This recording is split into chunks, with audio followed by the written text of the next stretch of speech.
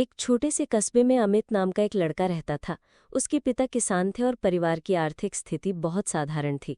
बचपन से ही अमित पढ़ाई में तेज था, लेकिन हालात अक्सर उसके सपनों के बीच आकर खड़े हो जाते थे। कई बार बिजली न होने पर वो लालटेन की रोशनी में रात रात भर पढ़ाई करता। दोस्तों के मजाक और गरीबी की तानों को सहते हुए भी उसने हार नहीं मानी। स्कूल में अच्छे अंक लाने के बाद उसने ठान लिया कि वो देश की सेवा करेगा और आईएएस बनेगा। लेकिन ये राह आसान नहीं थी। गांव से निकलकर शहर में आकर उसे कई मुश्किलों का सामना करना पड़ा। किराया भरने तक के पैसे नहीं होते।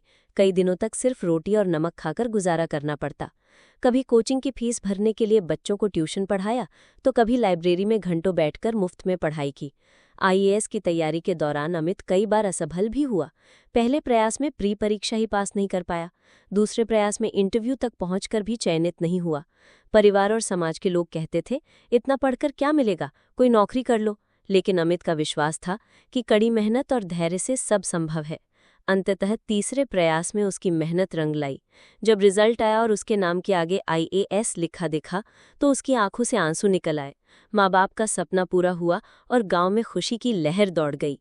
अमित अब सिर्फ अपने परिवार का बेटा नहीं था, बल्कि पूरे गांव और समाज का गर्व बन चुका था।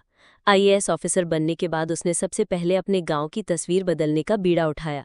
उसने स्कूलों की हालत सुधारी, किसानों के लिए योजनाएं लागू की और युवाओं को पढ़ाई और प्रतियोगी परीक्षाओं के लिए प्रेरित किया।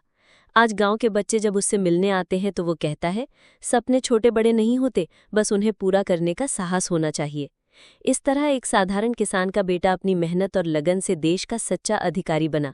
उसकी कहानी ये साबित करती है कि परिस्थितियां चाहे कितनी भी कठिन क्यों न हो, अगर हिम्मत और विश्वास कायम हो तो कोई भी सपना पूरा किया जा सकता है।